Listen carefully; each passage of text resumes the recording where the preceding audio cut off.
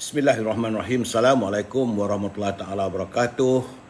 Salam bahagia, salam pencerahan untuk anda semua. Apa khabar? Saya mendoakan agar anda semua sihat, bahagia.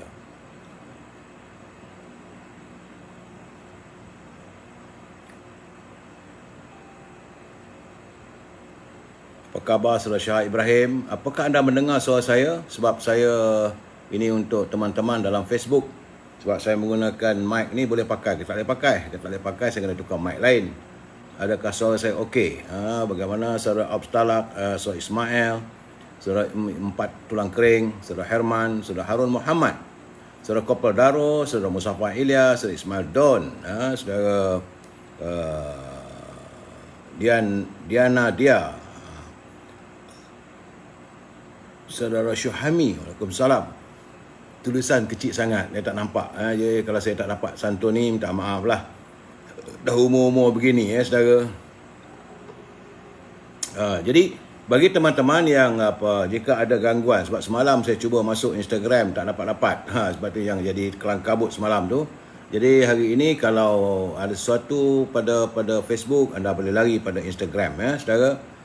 Terima kasih Saudara Syaha Islamban, Saudara Syuami Megat Rizwan. Apa khabar saudara? Saudara Hassan Ismail, Saudara Ob Talok, Saudara Abdul Aziz. Baik, saya harus memberi laporan sebab hari ini banyak juga perkara-perkaranya. Sebab semalam saya live secara ini menjadi panelis dalam Sembang Hangit saya hari ini hari Jumaat 16 Julai dan memanglah semalam kita amat memeranjatkan apabila virus corona begitu mengganas semalam dengan 13,215. Tapi hari ini ada sedikit kelegaan, tetapi masih jumlahnya begitu tinggi, iaitu 12,541 warga kita yang dijangkiti oleh virus corona. Jumlah keseluruhan sudah 893,323 orang. Dan hari ini mengundang kematian sejumlah 115 orang. Jumlah kematian terkumpul 6,728. Setara tinggi sebenarnya. Di Perlis nampak gayanya ada peningkatan. Semalam 3 orang, hari ini 7 yang dijangkiti virus corona. Di Kedah semalam Seriau saya sebab semalam di Kedah 695, tapi hari ini ada susut sedikit 458. Di Pulau Pinang juga semalam 509, hari ini susut 336. Di Perak juga susut semalam 344, hari ini 299. Saudara, di Selangor ada sedikit susut semalam 6,120. Jumlah yang menggerunkan kita saudara. Dan hari ini masih lagi 5,512, tinggi.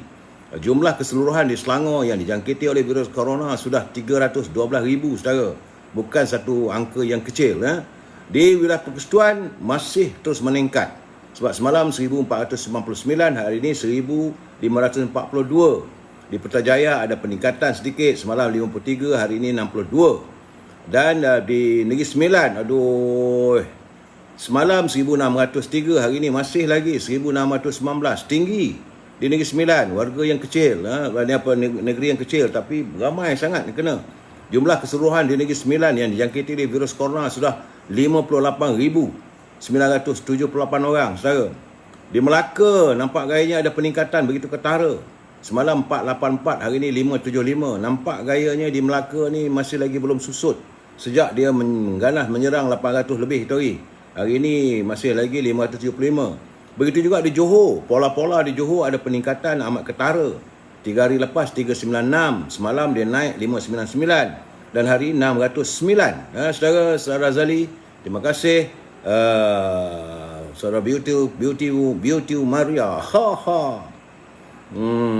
Di Pahang, sebab kemana saya katakan juga ada peningkatan. Semalam 222, hari ini 382. Di Terengganu juga, tak sampai berlama pun bertahannya 2 angka. Hari ini sudah naik balik 3 angka. Semalam 70, hari ini 102. Di Kelantan masih berlegar pada angka 225. Semalam 255, hari ini 225. Di Sabah juga masih lagi angka yang tidak begitu menyenangkan. Sebab semalam 370, meningkat daripada kemarin 286, hari ini dia 326, walaupun susut tapi 300 saudara.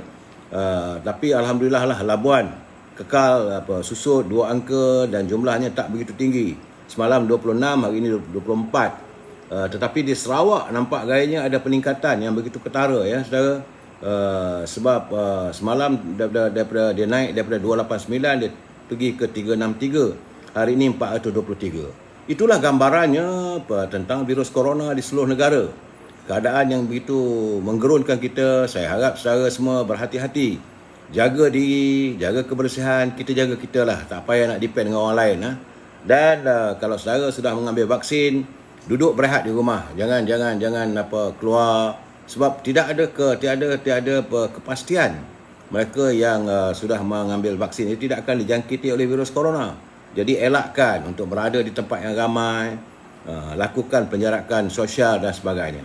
Baik saudara, kita masuk dalam tazkirah yang singkat, iaitu persambungan daripada 3 malam dulu tentang bila manusia bertanya pada Sang Khaliknya, adakah balasan ataupun adakah kesabaran kepada kami ya Allah tentang apa ini serangan virus corona ini. Kita bertanya, adakah balasan atas kesabaran kami? Jadi Allah menjawab dalam surah An-Nahl, iaitu ayat yang ke-96. Sabda apa yang mafhumnya, yang maksudnya, sesungguhnya kami akan memberi balasan kepada orang yang sabar dengan pahala yang lebih baik dari apa yang mereka kerjakan. Kemudian ada yang bertanya, alhamdulillah, seberapa banyakkah pahala yang engkau berikan pada kami ya Allah? Sang Khalik menjawab dalam surah Az-Zumar ayat yang ke-10, sungguhnya hanya orang yang bersabarlah yang dicukupkan pahala mereka tanpa batas saudara. Jadi saudara, bila kita bersabar, kita dicukupkan pahala kita tanpa batas. Lalu bagaimana pula nasib kita? Kita akan bertanya kelak di akhirat nanti. Al-Quran telah pun menjawab pada surah Ar-Ra'd. Ar-Ra'd tu ayat yang ke-23 dan 24. Dia kata, sedangkan malaikat masuk ke tempat-tempat mereka dari semua pintu syurga sambil mengucapkan selamat untuk kalian atas kesabaran kalian, maka alangkah baiknya tempat kesudahan kita. Ini bagi orang-orang yang sabar. Alhamdulillah. Jadi sekarang kita akan bertanya lagi, timbul persoalan.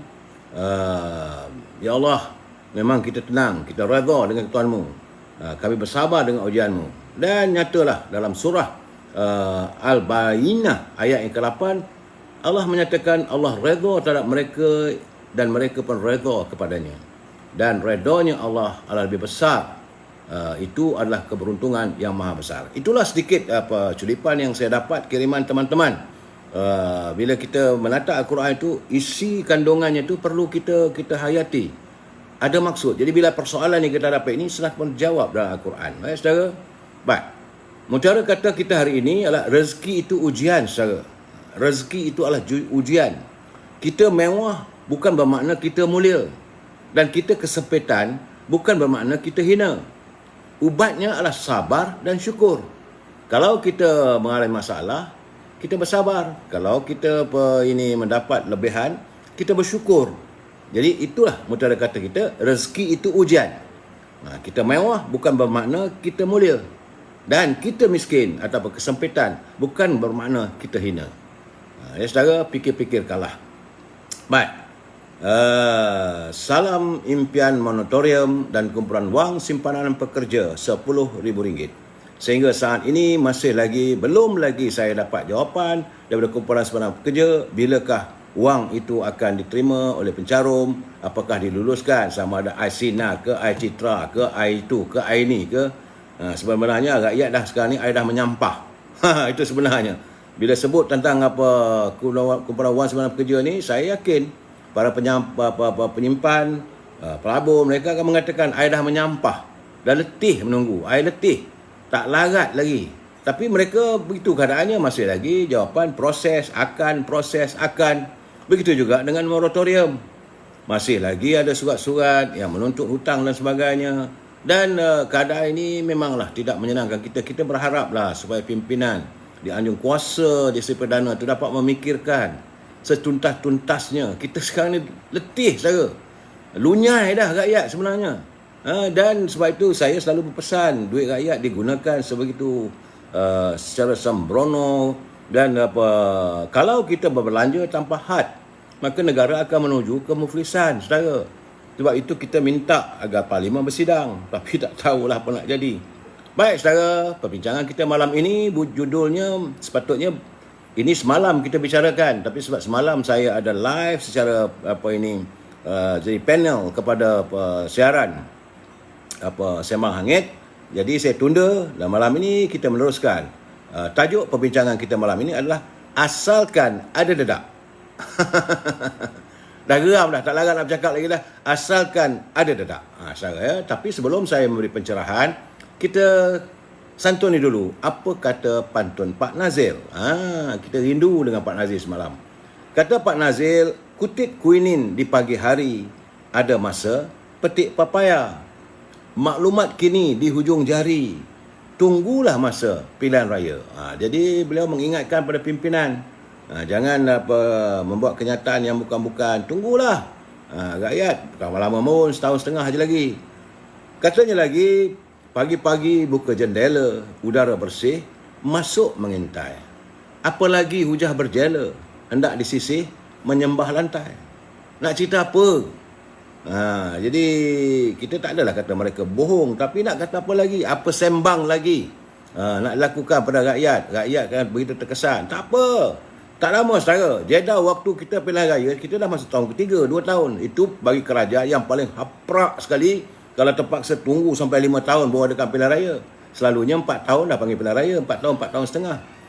Kerajaan yang paling lemah, dia terpaksa menunggu sampai habis hakir. Itu keadaannya saudara. Baik. Saudara, saya ingin memberi peringatan bagi mereka yang menyunting semula live saya ini dan dimasukkan ke dalam channel YouTube dan sebagainya, maka anda adalah bertanggungjawab di atas setiap suntingan yang dilakukan. Pihak saya tidak akan bertanggungjawab langsung ke atas komen-komen yang diberikan oleh pembaca. Sila pastikan anda berfikir panjang terlebih dahulu sebelum menulis ataupun menyunting live saya ini. Pihak saya tidak mampu untuk memantau ke semua komen-komen yang ditulis di sini. Segala komen anda adalah hak dan tanggungjawab anda. Ingat saudara, apa saja yang anda lakukan terhadap apa pencerahan saya ini, itu tanggungjawab anda. Tapi kalau kita berinteraksi waktu saya live ini, itu tanggungjawab saya. Saudara, cuma ingin saya jelaskan sekali lagi bahawa ini adalah ruangan bicara santai pencerahan tentang politik. Jadi saudara jangan mimpilah untuk saya bercakap tentang parti-parti membangkang. Saya adalah orang UMNO. Saya bukan ahli saudara, saya orang UMNO. Saya warga UMNO. Saya tak akan mengkhianati parti saya. Orang lain nak khianat, biarkan mereka khianat. Saya akan kekal sebab saya yakin pada parti perjuangan saya ini. Dan saya harap kita mesti bersetuju untuk tidak bersetuju. Bila kita berbicara, kita berbual, kita mesti bersetuju untuk tidak bersetuju. You must agree to disagree. Pandangan saya, saudara boleh terima. Kalau tak terima pun tak ada masalah. Pandangan saudara juga, saya boleh terima ataupun saya tak terima. Itu prinsip kita. Dan paling penting saudara, gunakanlah bahasa yang baik-baik, bahasa yang molek-molek. Sebab anak-anak kita, perantau-perantau yang berada di luar negara, sentiasa mengikuti apa yang anda tulis ini. Saya dapat kiriman banyak, bukan sikit. Jadi takkan saya nak santun satu persatu. Ramai di seluruh dunia. Sekarang ini dunia tanpa sempadan saudara. Apa yang kita lakukan hari ini. Sebab itu saya tengok tadi satu culipan tentang bagaimana media di Tokyo memperolokkan menteri kita.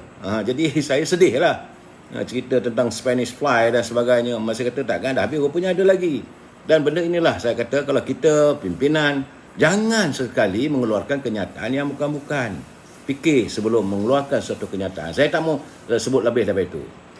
Dan hari ini saudara, saya terima lagi laporan, astagfirullahalazim. Ada lagi rupanya yang mengambil tindakan menamatkan hidupnya dengan menggantung diri. Hari ini berlaku di tingkat 3 nombor 14 flat, iaitu rumah pangsa PPR Seri Bido di Jalan Teluk Intan.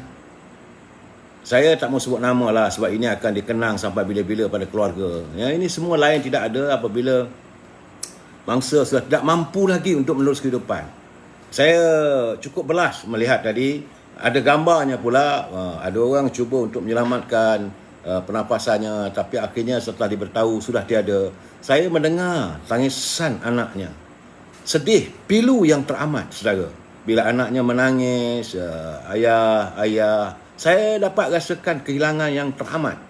Tapi apa nak buat, dia telah pun mengambil keputusan untuk membunuh diri. Ini sepatutnya apa yang tular dalam media ini mestilah dihayati oleh pimpinan yang berada di anjung kuasa. Apakah anda tidak belas? Apakah anda tidak kasihan pada rakyat, pada warga? Ini bukan kerja main-main, saudara. Orang sanggup bunuh diri sebab dah tak ada upaya lagi. Sebab itu saya katakan kerajaan hari ini, bila kita kata kerajaan gagal, mereka tak bersetuju.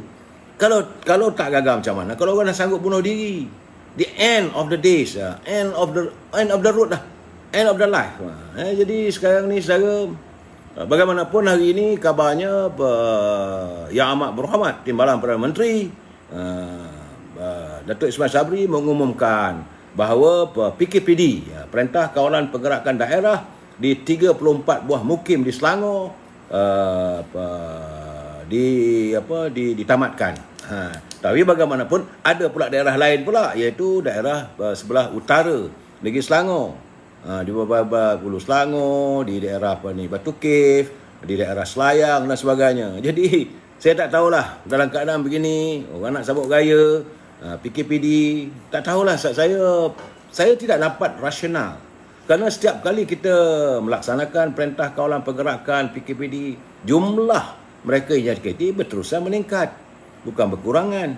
Ya, jadi setakat ni katanya bahawa kerajaan berusaha lah. Memang kita semua orang berharapkan ada usaha yang tuntas agar masalah ini dapat diselesaikan.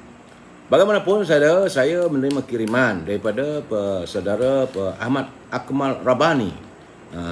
Beliau bekerja di sektor penerbangan, mungkin pilot agaknya. Dia kata dia mengucapkan terima kasih kerana perhatian kita terhadap masalah-masalah mereka yang membeli rumah dan beli kereta dan sebagainya berhubung dengan moratorium. Jadi kata saudara Ahmad Akmal Rabani ini, dia kata berkenaan dengan moratorium, alhamdulillah, dia kata saya telah diterima, tetapi saya risau kerana tidak ada penjelasan. Saya risau bahawa persoalannya berkenaan dengan ini, apakah setelah selesai COVID-19 ataupun PKP ini, maka mereka diminta membayar dengan sepenuhnya, termasuk faedah. Ini yang kita minta supaya pimpinan negara menjelaskan kepada pihak bank. Mesti PKP ini, dalam PKP ini, moratorium ini bukan melanjutkan faedah. Dihentikan sekejap dalam tempoh 6 bulan. Supaya memberi kelegaan, kalau ada duit, orang boleh gunakan duit itu untuk survive. Dan supaya mereka yang mendapat moratorium ini, bila dah ada duit nanti mereka bayarlah. Tapi jangan pula dikenakan faedah dan sebagainya, bertambah beban. Jadi nanti besok bila dah selesai, tak selesai juga lagi. Itu keadaannya. Dia kata contohnya pada kejayaan kita pada PKP 1, negara kembali normal dan ketika itu semua komitmen perlu bayar seperti biasa. Jadi okeylah bayar seperti biasa, tetapi ada dia punya faedahnya. Yang lanjutannya, kalau 6 bulan faedah, kalau 1,000 katalah 5% ke dah RM50. Kalau 6 bulan dah 5 kali 6 dah 300. Itu kalau 1,000. Bagaimana yang saya risau hutang pokok, sebab ini tidak dijelaskan. Jadi kita mengharapkan agar bank negara dapat memperjelaskan secara tuntas moratorium yang bagaimana yang anda berikan pada rakyat. Ini yang paling penting, saudara. Dan saya semalam agak terkesima lah melihat ada seorang warga kita di Maran, Pahang. Walaupun dia cacat penglihatan, buta, dia sanggup berjalan kaki sejauh 35 km hanya untuk mendapatkan vaksin. Ini yang saya katakan, bahawa kadang-kadang tujuan memberi vaksin ini mendera. Jadi dia pun dapat tahu daripada orang, dia sanggup berjalan kaki untuk dapatkan vaksin. Apalah salahnya diadakan di kawasan berhampiran dengan kawasan rumah, bagi syarikat persekitaran kawasan. Ini saya bagi contoh diri saya. Saya terpaksa pergi ke Shah Alam dan saya terfikir bagaimana rakyat biasa. Ternyata apa yang berlaku di Maran, saudara Syekh Ramli Syekh Ahmad dengan cacat matanya, dia berusaha dah. Lepas tu warga tua pula tu, warga emas usia 78 tahun berjalan kaki sejauh 35 km. Itu saya haraplah supaya ada sesuatu pembetulan dibuat. Dan alhamdulillah lah bahawa pasukan Angkatan Tentera Malaysia yang begitu peka pada keadaan pada ini semalam telah menyatakan bahawa ATM akan menguruskan semua mayat-mayat yang terdapat di Hospital Tengku Ampuan Rahimah. Sebab memanglah jumlah mayat di Hospital Tengku Ampuan Rahimah tu bertimbun-timbun saudara, sehingga kan terpaksa orang bagikan kontena. Dan nak menguruskan bukan mudah saudara, sebab mereka yang meninggal dunia akibat jangkitan virus corona, dia bukan macam biasa. Jadi urusannya tu hanya dilakukan oleh pihak hospital ataupun pihak mereka yang bertanggungjawab di Kementerian Kesihatan. Jadi sebab itu alhamdulillah, terima kasih warga tentera. Kita harus memberi penghargaan atas kesetujuan mereka untuk menyelesaikan masalah rakyat saudara. Cuma yang saya tak senang hati bila saya dengar Menteri MITI ni, saya kata ni nak kata bangang tak bangang, nak kata gila tak gila, nak kata sewil tak sewil. Orang minta supaya kilang ditutup. Jadi kerajaan negeri kata dia bolehlah tutup menggunakan akta di bawah akta 342 bahawa bawah kawalan berjangkit dan sebagainya, bahawa kuasa kerajaan negeri menutup premis-premis yang dirasakan boleh membawa mudarat pada rakyat. Tapi dia kata kalau tutup, dia kata berhadapan dengan tindakan mahkamah dan sebagainya. Ini apa benda ni? Satu tak ada penyelarasan. Sepatutnya adakan satu tindakan yang selaras. Yang rakyat tuntut, yang ramai orang minta supaya kilang-kilang ditutup dalam keadaan sekarang.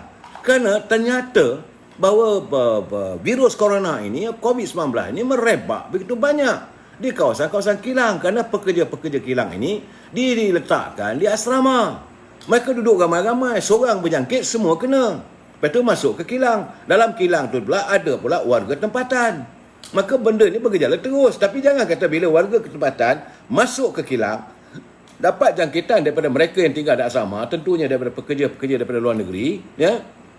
Maka dikatakan ini kluster ini tempatan. Tak boleh. Tutup kilang tu dulu, lakukan sanitizing dulu, disembur dulu. Apalah salahnya kalau rakyat kamu boleh jadikan kurung selama dah berapa lama, dah 6 bulan dah. Rakyat terpenjara di rumah, boleh takkan kilang tak boleh ditutup dalam tempoh 2 minggu? Tutup secara total.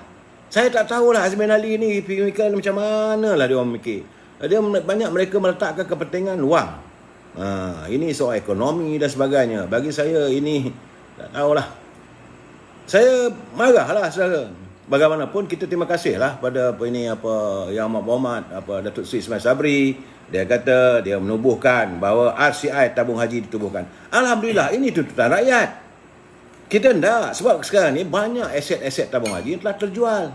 Yang ini dijual bukan zaman Barisan Nasional. Zaman Barisan Nasional, aset-aset tabung haji ditambah. Pelaburan sana, pelaburan sini. Tapi bila datang Kerajaan Pakatan Harapan, waktu itu Menteri Kewangannya Lim Guat Eng, saudara, jangan lupa, maka banyak aset-aset hotel-hotel milik tabung haji terjual semua. Jadi kita minta, sebab apa yang kita katakan bahawa unjuran yang dinyatakan oleh Ketua Audit Negara bahawa aset-aset yang dijual ini apakah dapat dikutip wangnya. Ini perlu disiasat. Banyak saya dapat tulisan ni, tiada siasatan ke atas penjualan lambak aset tabung haji, termasuk hotel dan tanah yang berharga, seperti di Tun Razak Exchange dah jual. Kemudian tiada siasatan bagaimana USB mampu membayar hutang 27.56 bilion tabung haji dalam tempoh 9 tahun. Tak ada. Sedangkan rekod Parlimen menunjukkan USB hanya memperoleh pendapatan 234 juta. Macam mana nak bayar 27.56 juta? Jadi benda-benda begini perlu disiasat. Tiada siasatan bagaimana USJB mampu membayar hutang 27 bilion, sedangkan nilai saksama aset yang dimilikinya hanyalah 10.33 bilion dalam keadaan sekarang. Jadi sebab itu sekarang ni pendapatan tabung haji terus menurun, menyusut. Bagi saya, dalam kalau kita mewujudkan RCI tabung haji, pertama-tama sekali pegawai atau pengurus yang menjaga dana tabung haji ini, dana pelaburan ini, orang pertama dulu disiasat. Pertama sekali, kenapa kamu buat pelaburan yang salah? Yang kedua, kenapa kamu jual aset-aset? Kamu jaga dana. Ini yang kita minta. Dan yang agak menghairankan saya, ni masalahnya berlaku di seberang kota di Kuala Kedah. Saya dapat kiriman. Seramai 13 orang jemaah telah pun di compound selepas didapati gagal mematuhi SOP, prosedur SOP apabila melaksanakan solat Jumaat melebihi jumlah yang ditetapkan. Jumlah ditetapkan tak tahulah, kata 50 orang mungkin lebih, maka 13 orang jemaah telah pun di compound. Jadi katanya ada ke, bagi kita nak bertanya lah, adakah pihak berkuasa pernah buat pemantauan? Okey lah, ia nak buat pemantauan. Kenapa di masjid saja? Kenapa tumpuan di masjid saja? Bagaimana di kuil? Bagaimana di gereja? Ini masalah, saudara. Ina sangat ke masjid ni? Maka kamu perlu pantau. Teruk sangat ke orang masjid ni? Kotor sangat ke muslimin ni? Maka perlu dikenakan tindakan. Mereka adalah pembawa wabak dan sebagainya. Tak pernah dengar pun. Penguat kuasa, pergilah ke gereja. Tengok ada tak ada. Pergilah juga ke kuil-kuil. Ini tempat begitu bebas. Jadi saya merasa saya terpanggil kadang begini. Kenapa mereka melakukan tindakan yang mengguris hati rakyat? Saya bukan nak marah sembrono, tapi tak dengar, belum ada kita dengar bahawa mereka yang pergi ke kuil atau pergi ke gereja ditangkap kerana melanggar SOP. Oh, mulianya mereka ini. Umat Islam pergi masjid kena tangkap. Bila ditangkap, mula kena dakwa. Lebih lah, tak tahu ni, tak pakai pelitup lah dan sebagainya. Kenapa kita rigid, kenapa kita tegas sangat dengan masjid ni? Itu rumah Allah. Orang nak beribadat, bukan orang buat maksiat. Ini masalahnya saya nampak. Yang penguat kuasa perlu. Kadang-kadang dia orang bercakap ikut suka hati dia. Saya tak amat tak bersetuju kalau masjid ini dipantau seolah dilakukan serangan hendap. Oh, tengok ramai masjid terus serbu. Dan sedangkan di masjid juga mereka gunakan untuk memberi vaksin dan sebagainya. Tak boleh tangkap pula. Jadi inilah bagi saya double standard. Ini masalah, saudara. Penguasa Islam gini. Jadi saya tak tahulah. Bagi mereka jijik sangat ke masjid ni, maka perlu dipantau. Jangan beranggapan bahawa masjid itu seperti perlimbahan yang kotor, yang jijik, yang menyebarkan virus corona. Betul, dulu saya tak nafikan, dulu mereka menuduh apa yang berlaku di Sri Petaling dan sebagainya. Okey, kita terimalah kerana ramai waktu itu kumpulan tablik dan sebagainya. Tapi apakah solat itu merupakan boleh menjangkitkan virus corona? Dan kita ada SOP-nya, jaraknya begini. Ini solat. Ini betul lah dia orang ni, saya tak tahulah. Saya kadang-kadang geram lah saya tengok bila orang ambil guna macam mana pula. Yang kenduri durian tu macam mana? Berkenduri durian dalam kebun. Apa cerita? Takkan seorang aja kena ambil tindakan. Ni dekat masjid tu ramai kena 13 orang. Yang makan durian, pesta makan durian di kebun. Dah mengaku pun dah seorang. Tapi tak dengar cerita dah bayar ke belum. Apakah mereka daripada kumpulan kayangan? Ni cakap betul-betul. Yang kenduri hari tu macam mana? Lepas tu ni Nur Musa yang pergi konon-kononnya lawatan rumah mantan Perdana Menteri. Dah bayar ke belum? Dia seorang ke kena? Bagaimana tuan rumah? Tuan rumah Pak Lah, tak pasal-pasal Pak Lah kena. Ini keadaannya bagaimana Tuan Puan Jin? Bagaimana dengan isteri Tasya Nur Musa? Ini kalau nak buat undang-undang kena buat sama. No, tak ada sesiapa mengatasi undang-undang kalau itu dianggap undang-undang. Saudara, ini double standard. Jadi saya rasa sebab itu UMNO ni duk main selap pulut aja warganya. Kenapa saya begitu? Kerana menteri-menteri yang ada dalam UMNO tu duk diam. Tak nak bersuara.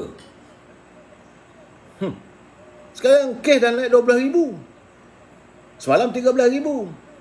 Buat apa anda berada dalam jemaah menteri? Yang kita dengar tiba-tiba kerajaan menyediakan dana sejumlah 11 bilion ringgit untuk membangunkan 5G. Tunggulah dulu.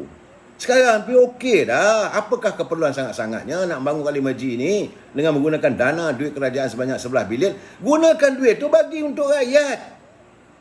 Rakyat tengah tak ada duit sekarang ni.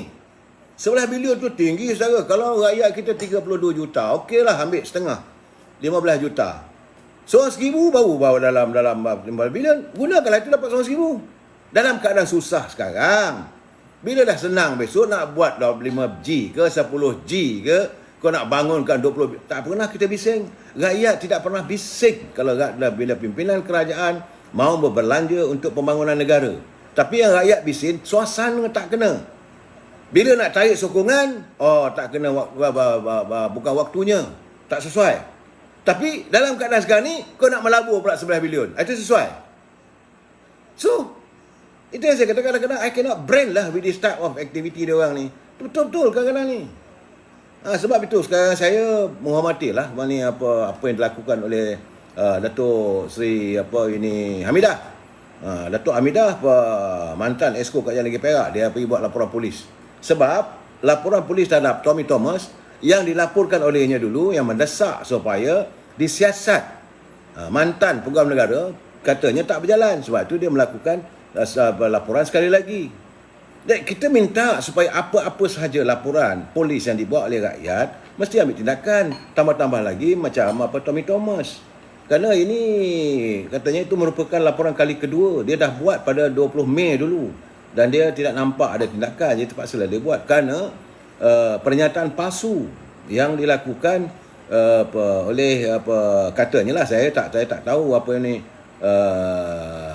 berhubung lantikan Datuk Seri Gopal Sri Ram sebagai Timbalan Pendahulu Raya. Ini tak silap saya dalam kes perbicaraan Datuk Seri Rosmah dan Datuk Seri Najib. Tak tahu mana satu. Yang mana satu maksudnya. Kerana waktu itu katanya tidak ada surat pelantikan. Dan jadi sebab itu undang-undang kita dilihat cacar merba. Ni saya agak-agak terkesan lah bila saya tengok tulisan Datuk Najib. Dia dah letih lah gamaknya. Dia bercakap. Dia tak bersuara hari-hari. Saya tengok culipan hari ni. Apa kata Datuk Najib? Dia kata, saya really down. Betul-betul down. Dia kata. Down tu, saya letih lah dia kata. Apa sudah jadi kepada Malaysia? Apa dah jadi pada Malaysia? Amat menyedihkan. Dulu kita aman.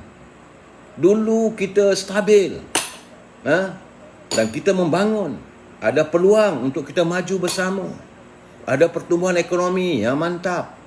Dan kita dapat rasai bersama. Dulu tidak ada krisis. Sekarang ni kita terjebak dalam krisis.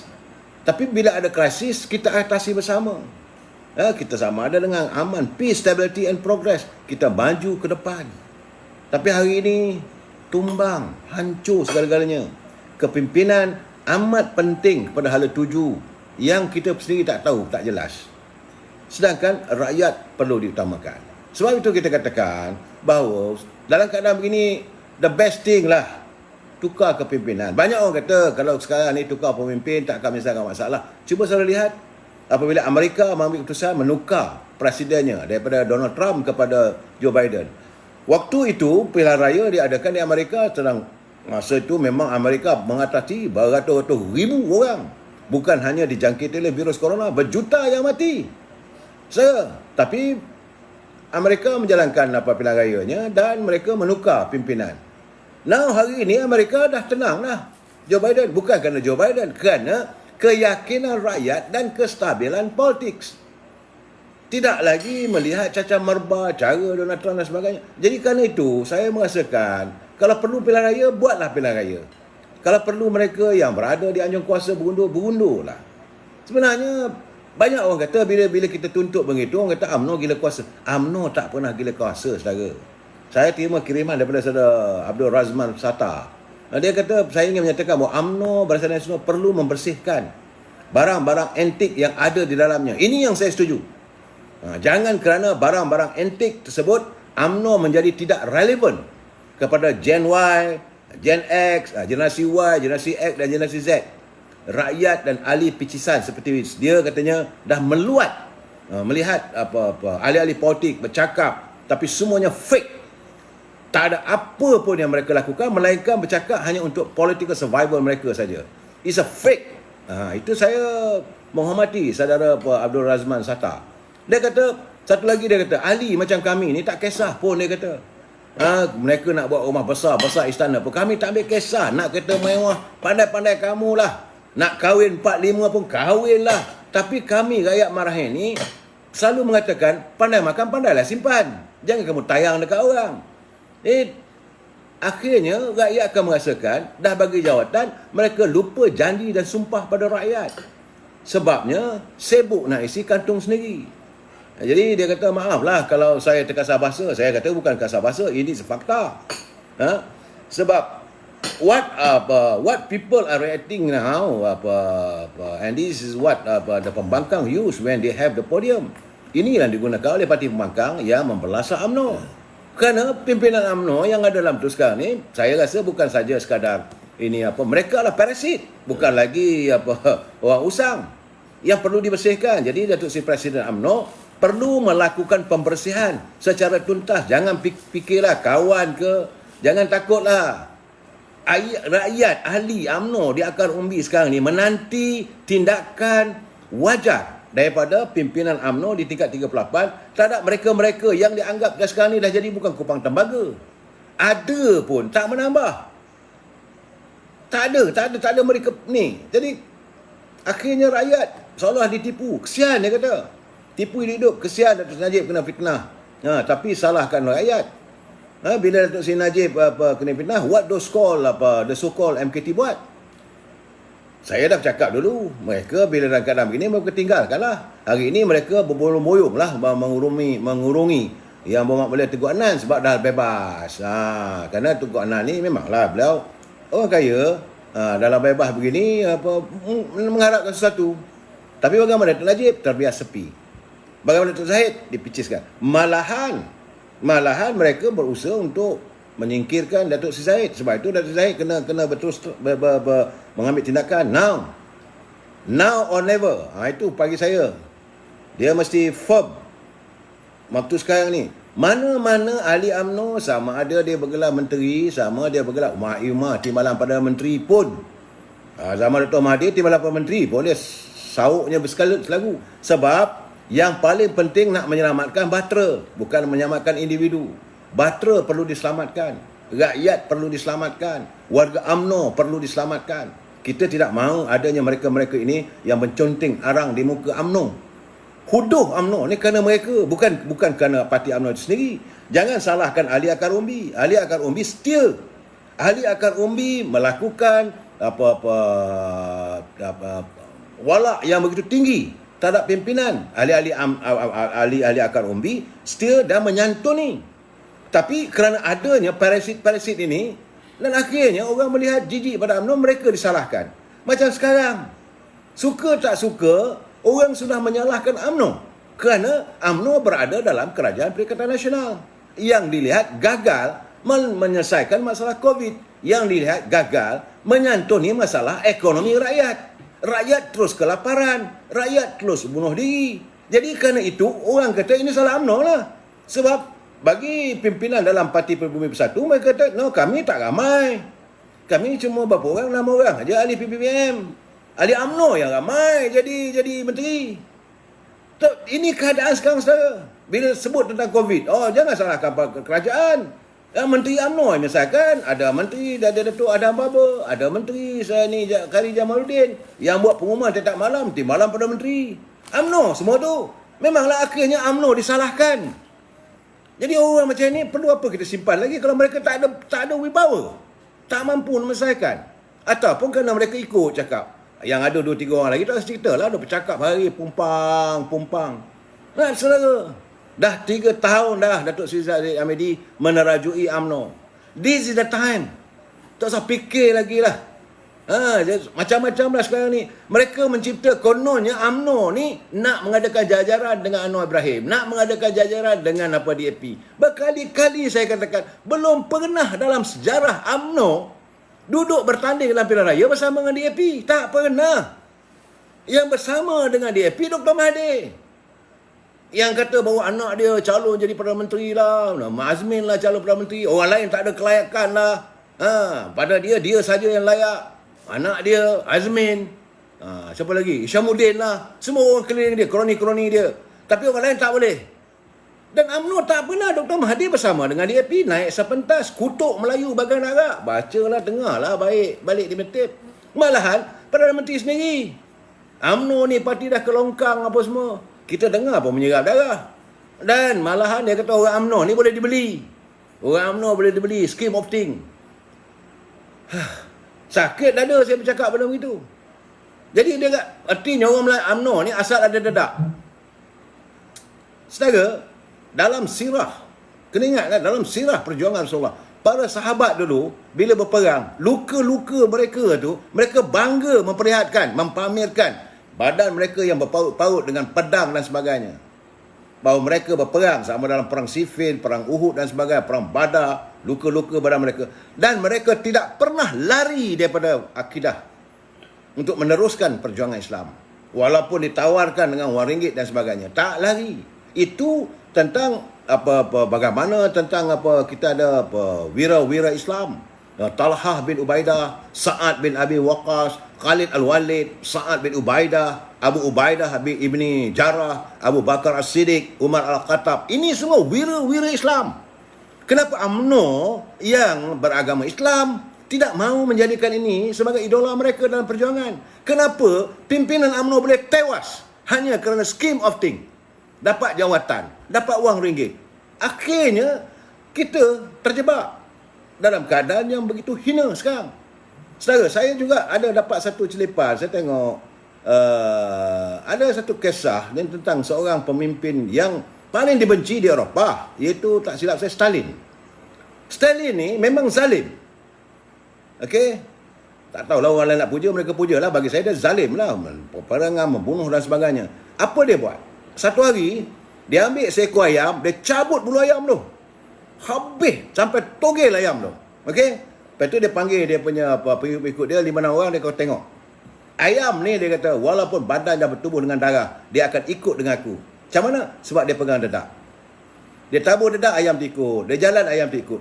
Hanya kerana dedak, ayam itu tidak berani untuk melepaskan diri daripada Stalin, tak berani lagi untuk lari walaupun dah dibebaskan kerana mengikut dedak. Sedangkan seluruh tubuh badannya berdarah-darah. Inilah akan jadi pada warga UMNO. Hanya kerana dedak, ikut. Sama ada soal malu diketepikan, kesakitan tanggung diketepikan, rakyat yang menderita diketepikan. Saya hairan. Saya sungguh hairan. Sebab itu saya ada satu lagu daripada Indonesia tu. Kena nama tajuk lagu tu. Dia kata, aku hairan. Yang benar dinafikan, yang salah dibenarkan.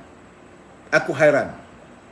Bahawa kata negaraku, bumiku, anak indah, negeriku punya segala-galanya.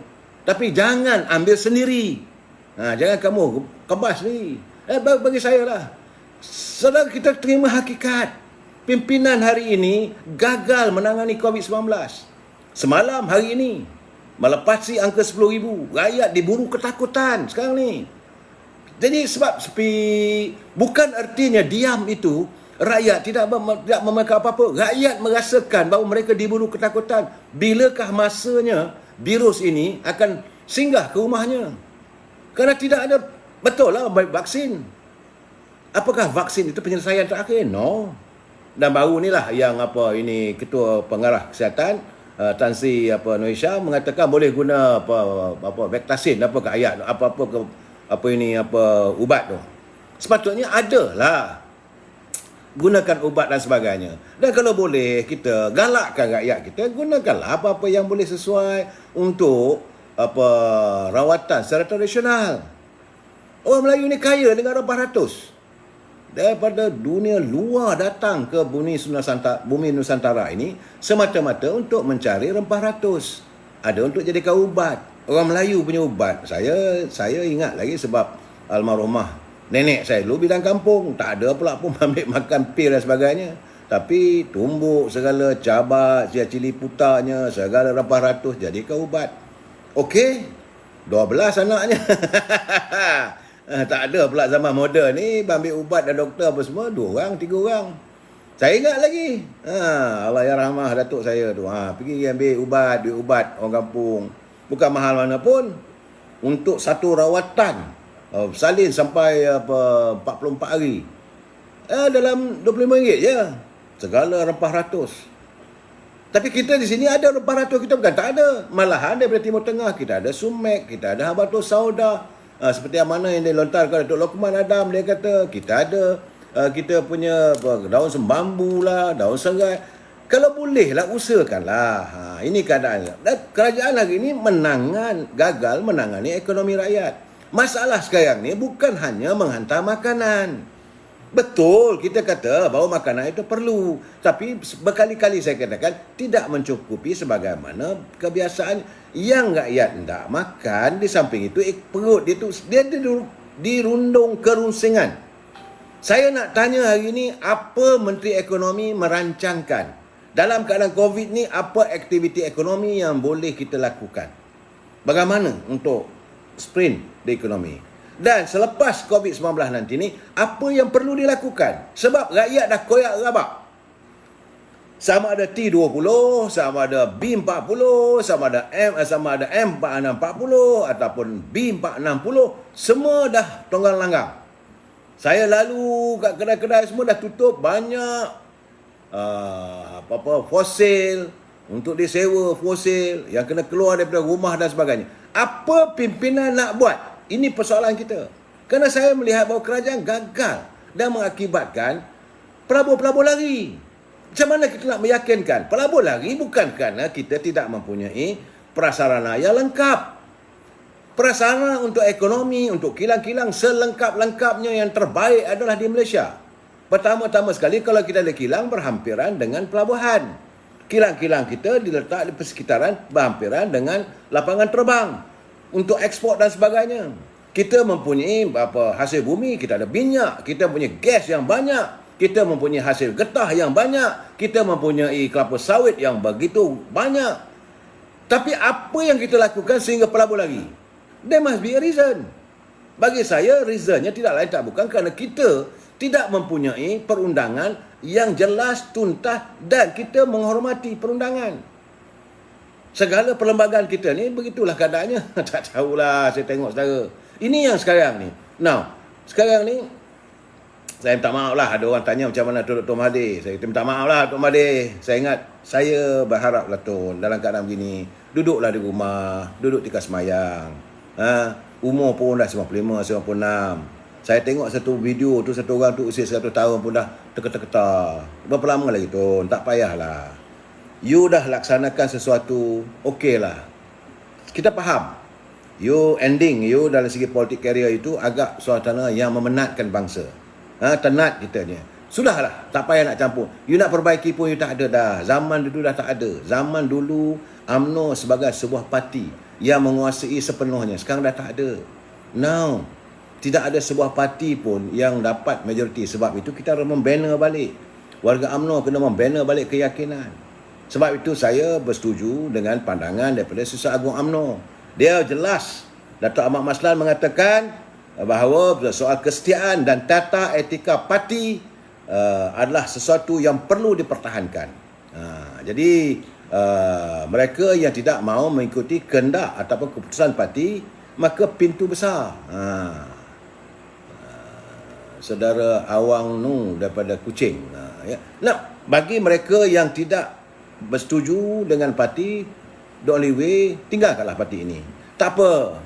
Saya mahu menyantuni anak-anak muda yang mereka begitu menghayati perjuangan UMNO, tapi akhirnya kerana adanya parasit-parasit ini yang mementingkan diri mereka, yang mementingkan jawatan, maka mereka patah semangat. Sepatutnya inilah tunas-tunas harapan pejuang bangsa masa depan. Anda semua dah otai-otai. Jadi tak payah lagi otai nak berbicara. Bagi saya, otai-otai tak perlu lagi dah. Kalau anda tidak mampu memperlihatkan sikap perjuangan yang tulen, yang jati. Mulanya tengok, pejuang bangsa lah, pumpang. Tapi lain kali, hancur. Bila berandaian pula, kononnya kalau kita tinggalkan kerajaan, kalau kita tinggalkan Perikatan Nasional, maka Perikatan Nasional akan menandatangani CSA dengan DAP. Macam mana kita boleh cakap benda begitu? Benda yang tak pasti. Akhirnya DAP kata apa? Tak ada. Tak kemalu. Saya yang bercakap benda ni, bukan orang lain, timbalah Perdana Menteri kalau kita dengar dalam tape-nya. Dan sekarang ni segala-galanya dah bocor. Orang ni cakap begitu, orang ni cakap begini. Saya cakap terus terang lah. Saya tidak mahu menyerang pimpinan UMNO yang berada dalam kerajaan sekarang ni. Bukan kerana saya takut, tidak. Tapi saya menyampah. Rakyat pernah malah. Sekarang ni apa kata kita banner satu masa depan yang lebih baik untuk warga bangsa, untuk warga UMNO khususnya. Sebab itu saya menyantuni Zaidah Zarek, satu pimpinan Puteri UMNO yang berani. Patutnya inilah pemimpin masa depan. Inilah perlu disantuni, inilah perlu dibelai semangatnya, jangan diherdik. Ini saya dengar daripada tape tu dalam mesyuarat itu, beliau diherdik oleh Tajuddin. Itu bukan caranya. Tambahlah dia puteri, anak muda, wanita pula tu, bila kena serah terkejutlah dia. Sepatutnya belai, beri semangat. Dia begitu tegas. Dia kata, sampai bila lagi nak tunggu? Ini orang, sebab saya kata sepatutnya dalam keadaan begini, kalau Zahidah cuma mungkinlah usianya tak sesuai lah. Kalau dia nak jadi ketua wanita pun baik. Tapi tak sesuai lah sebab dia masih muda. Biar dia belajar dulu, biar dia melalui liku-liku perjuangan parti. Sebab kalau terlalu muda pun nak pegang jawatan, akhirnya rosak. Pucuk. Benda pucuk ni belum mengeluarkan buah lagi, belum mengeluarkan bunga lagi. Jangan kita pegang. Akhirnya pucuk itu patah. Tapi sesuatu benda yang saudara perlu yakin, saya amat yakin, kerana UMNO ni, walaupun pucuknya lembut, tapi akar umbinya kental. Sebab itu saya minta Presiden UMNO mesti tegas. Come what may. Tak usah pedulilah. Kalau ada ahli parti yang melanggar disiplin parti, perlu ambil tindakan, mesti ambil tindakan. Jangan khawatir, ahli akar umbi menyantuni setara. Datuk Seri Presiden. Bukan kata, ini masalahnya orang tanya dengan saya, macam mana, kenapa ini Datuk Zaid Hamidi menyokong Datuk Ismail Sabri ambil jawatan Timbalan Perdana Menteri. Saya kata pertama sekali, jawatan itu tak ada memberi apa-apa, tidak ada gazet dalam kerajaan. Cuba saudara lihat, waktu Dr. Mahathir jadi Perdana Menteri, Timbalan Perdana Menterinya Dr. Wan Azizah. Apa kuasa yang ada? Yang ada nampak dari segi gambarannya bila berjalan tu adalah escort, 5 kereta depan, 2 motosikal belakang. Escort saja. Kuasa tak ada. Cuba saya dengar kenyataan sekarang ni. Apa kata Yang Amat Berhormat Timbalan Perdana Menteri, saya ingin menjelaskan mana kilang-kilang yang tak ikut SOP, kita akan tutup, kita ambil tindakan. So, mana tindakan ambil? Nah, because keadaan sekarang ni, jawatan Timbalan Perdana Menteri is nothing. Tak ada apa. Jadi kalau Datuk Seri kata ambil lah, sebab dia tidak mahu bahawa kalau dia kata jangan ambil, orang kata pula sebab you tak dapat. Sebab itu you tak bagi orang lain ambil. No, dia kata nak whoever want to take. Tetapi kena ingat bahawa parti sudah membuat keputusan. Keputusan parti menolak. Kalau kamu ambil, kamu bertentangan dengan keputusan parti. Kalau kamu ambil keputusan menentang keputusan parti, tunggulah masanya. Bagaimana pandangan Datuk Seri Najib? Datuk Seri Najib dah jelas. Mereka yang tak ikut kehendak parti dalam keadaan sekarang, nak beri kepercayaan pada orang itu, tak nak keluar dan sebagainya, yang ikut keputusan parti, kamu tunggulah nanti bila musim pilihan raya. Tak perlulah kamu nak waktu itu merayu-rayu. Dan saya minta agar Datuk Seri Presiden, Datuk Seri Seagung, Ketua Penerangan tak tahu ke mana pergi, dan Timbalan Presiden, naik Presiden yang ada, ahli majlis tinggi yang ada, catatkan nama satu persatu ahli-ahli parti kita. Ini bagi tahu, Datuk Ismail Sabri disokong oleh ketua-ketua bahagian. Memanglah ketua-ketua bahagian yang walot, yang mengharapkan sesuatu. Jadi sokong itu boleh dapat. Dalam keadaan sekarang ni, kau sokong macam mana pun, apa projek yang ada? Apa benda kau boleh dapat? Bahawa UMNO ni perlu ada wang. Berkali-kali saya katakan, UMNO tewas dalam pilihan raya yang ke-14, waktu itu dengan penuh kekayaan. Kita punya wang yang banyak. Tewas. Kita mempunyai jentera yang hebat. Jentera kerajaan pun tewas. Pakatan Harapan mara dengan isu. Dan hari ini isunya kegagalan pimpinan. Inilah sepatutnya dibelengkan dan ahli akar umbi kena diberitahu. Biro Penerangan peringkat bahagian, Biro Penerangan di cawangan-cawangan perlu diperjelaskan bahawa kita sekarang ni tak apalah. Kita sabarlah dalam masa setahun ni. Kita pasti akan berjaya. Berikan semangat. Bukan kita nak tunjuk kehancuran. Ini saya nampak apa yang saya lihat lah. Bahawa pimpinan yang ada di Anjung Kuasa Seri Perdana. Macam-macam mereka melontarkan kenyataan yang membuatkan semangat ahli patah. Kalau kita tak ambil sekarang, mereka akan berkuasa. UMNO kuat waktu kita bukan dalam kerajaan.